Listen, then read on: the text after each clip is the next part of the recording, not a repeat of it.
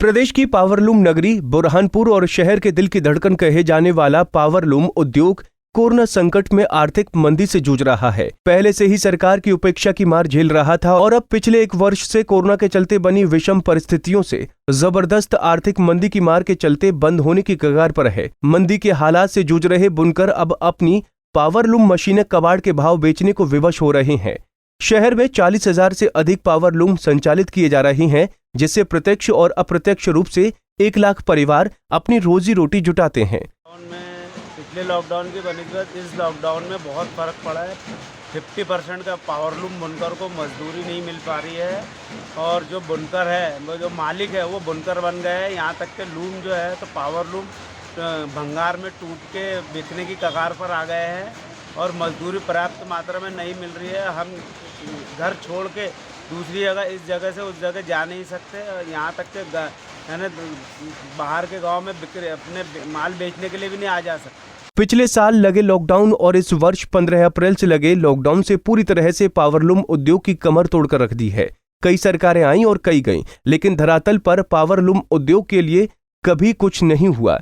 आज आलम यह है कि बुनकर 50,000 रुपए की पावरलूम को 15,000 रुपए में कौड़ी के दाम में बेचने के लिए मजबूर हैं। बिजली बिल और रॉ मटेरियल महंगा होने के चलते पावरलूम बुनकरों के खाने के लाले पड़ चुके हैं। अब पावरलूम बुनकरों के सामने कोई और विकल्प बचा भी नहीं है।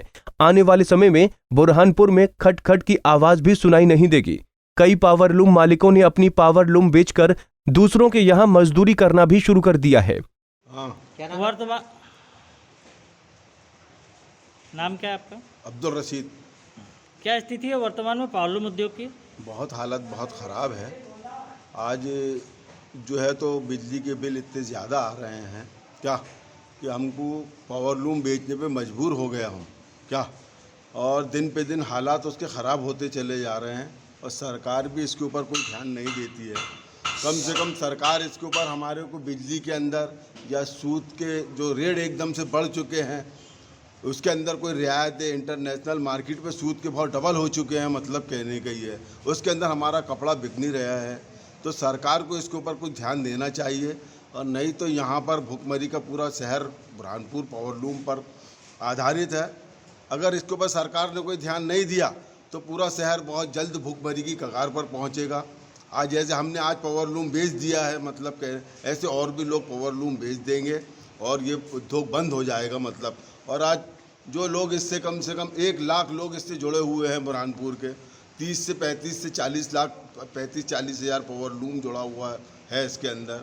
तो ये इसके अंदर बहुत, और सरकार की तरफ से कोई भी आश्वासन मिलता रहता है, कभी पावरलूम पार्क के नाम के ऊपर, कभी सब्सिडी के नाम पर, लेकिन मजदूर और कारीगर को, पावरलूम वाले को कोई भी सहायता उपलब्ध नहीं की जाती, मतलब कहने का ये है। इसलिए हम पावरलूम बेचने पे मजबूर हो चुके हैं। पावरलूम बुनकर संघ अध्यक्ष रियाज अंसारी के मुताबिक पावरलूम बुनकर पिछले लॉकडाउन से लेकर अब फिर लगे लॉकडाउन के चलते मर के जी रहे हैं, क्योंकि यहाँ से माल न दूसरी जगह जा रहा है और न ही माल यहाँ आ पा रहा है। सरकार को चाहिए कि पावरलूम के लिए सब्सिडी और नई उद्योग नीति शीघ्र लागू करे, नहीं तो पावरलूम व्यवसाय पूरी तरह से खत्म हो जाएगा। लॉकडाउन से लेके आज तक पावरलूम बुनकरों की ये स्थिति है कि मर के जी रहा है, क्योंकि पिछले लॉकडाउन लगाने से 3 महीने के लॉकडाउन में बुनकर एकदम ख़त्म हो गया था, उसका व्यापार एकदम ख़त्म हो गया था, क्योंकि यहाँ से दूसरी जगह माल ना जा पा रहा था, ना वहाँ से कच्चा माल धागा आ पा रहा था। इस वजह से बुनकर बिल्कुल लाचारी की ज़िंदगी गुजारते हुए 3 महीने का लॉकडाउन पिछले वक्त गुजारा।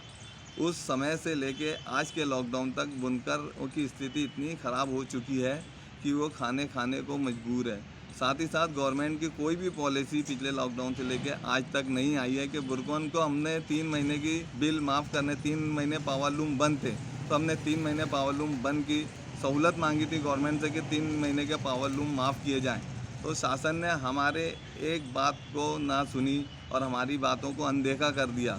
उसके बाद हमने शासन से कहा कि बुनकरों को कोई आर्थिक मदद की जाए, तो बुनकरों को कोई आर्थिक मदद भी नहीं की गई। यहाँ तक कि बुनकर ने जैसे तैसे अपना समय गुजारा, भूखी तूखी खा पी कर अपना समय गुजारा।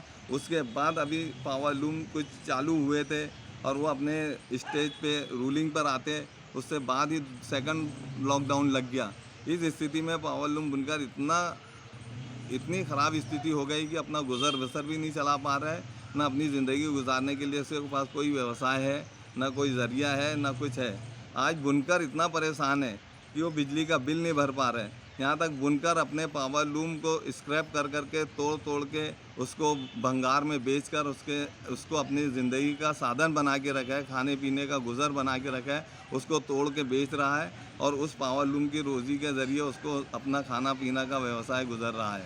वहीं पावरलूम फेडरेशन उपाध्यक्ष आरिफ अंसारी ने बताया कि कोरोना महामारी के चलते करीब 30 से 35% का उत्पादन रह चुका है। जिन बुनकरों को काम मिल पा रहा है उनके खर्चे पूरे नहीं हो पा रहे हैं। फेडरेशन अभी 30% लोग से भी कम लोगों को काम दे पा रहे हैं, जो सदस्य समिति है वहाँ पर, और हमारे खर्चे नहीं निकल पा रहे। 1.5 साल से हमारे स्टाफ की पेमेंट नहीं कर पा रहे हम काम कम होने की वजह से। शासन से क्या मांग करें? हम माननीय मुख्यमंत्री जी से निवेदन करते हैं आपके माध्यम से कि पावरलूम उद्योग की तरफ आप तवज्जो दें और कुछ ऐसा कोई पैकेज बुनकरों के लिए तैयार करें जिससे ये हमारा पावरलूम इंडस्ट्री जो ख़त्म हो रही है उसको ऑक्सीजन मिल सके। ठीक है, क्या नाम आपका?